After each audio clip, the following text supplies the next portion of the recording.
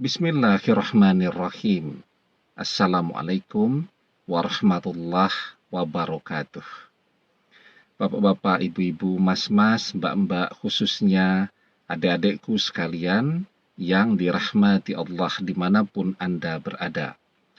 Kembali di Iip Channel bersama saya Iip Wijayanto. Kali ini kita akan membahas tema keajaiban yang terjadi saat semua orang mengatakan mantan tidak akan pernah kembali padamu. Ya. Jadi kita nih minta nasihat, minta diberikan semangat begitu kan. Tetapi ketika kita datang kepada teman, kepada sahabat, kepada keluarga, jawabannya sama semua ya. Mantan tidak akan pernah kembali, ya. Belajar berbesar hati, dia sudah memilih orang lain ya.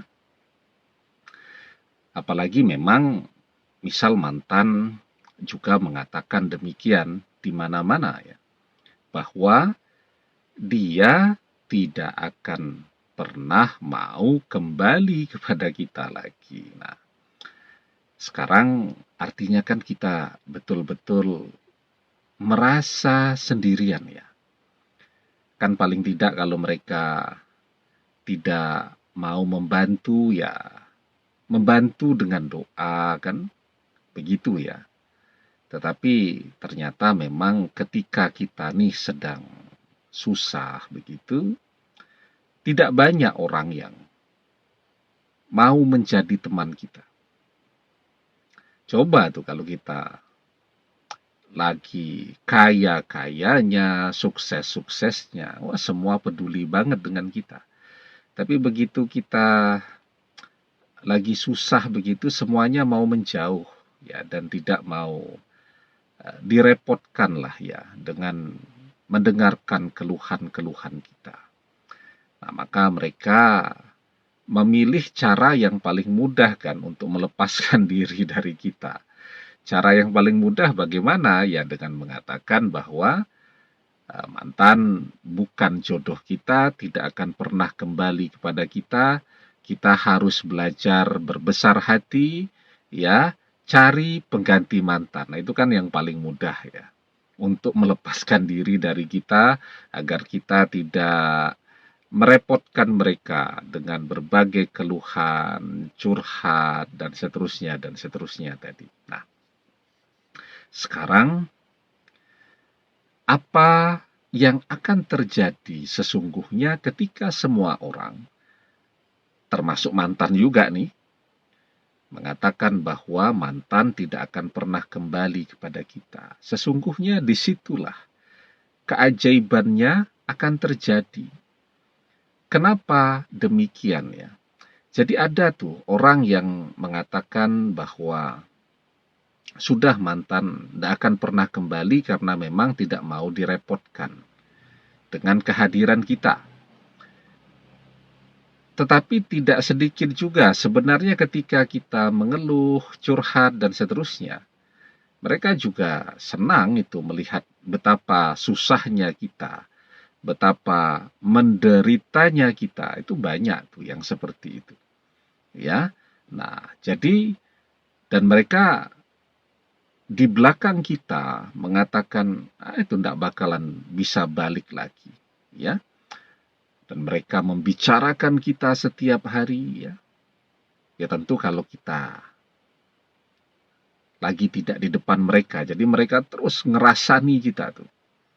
Atau kalau bahasa sekarang orang-orang sering mengistilahkan menggibahi kita setiap hari.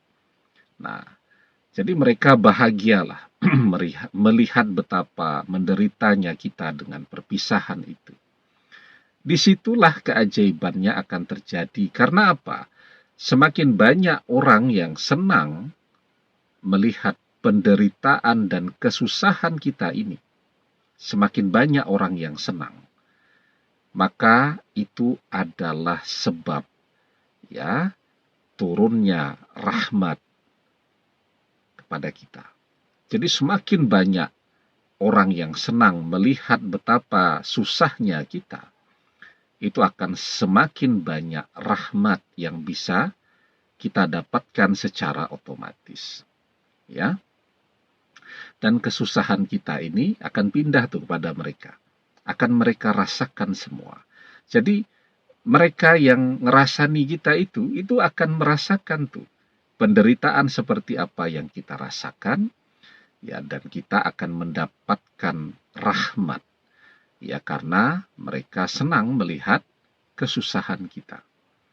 Karena itu di dalam sebuah hadis kita diajarkan, la tushiri samatata li akhika fayarhamuhullah wa yabtalika. Janganlah kalian menampakkan, ya, kebahagiaan di atas kesusahan atau penderitaan saudaramu. Karena jika demikian, Allah akan merahmatinya dan justru memberimu kesusahan. Nah, jadi mereka bahagia melihat kesusahan kita.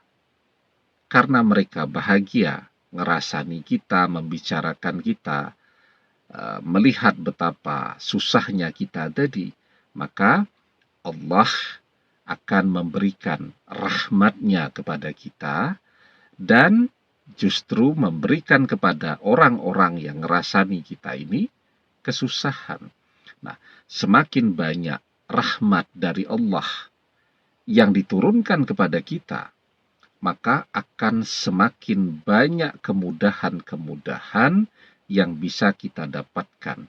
Akan semakin banyak doa-doa kita yang terkabul, akan semakin banyak keajaiban-keajaiban yang terjadi di dalam hidup kita. Nah, keajaiban itu misal ya, tadi semua orang bilang mantan tidak mungkin kembali kepada kita. Ya, bahkan mantan kembali kepada kita, ya, dengan cara yang kita sendiri tidak kepikiran. Tahu-tahu dia kembali kepada kita. Ya, nah, itu keajaiban yang akan terjadi di dalam kehidupan kita.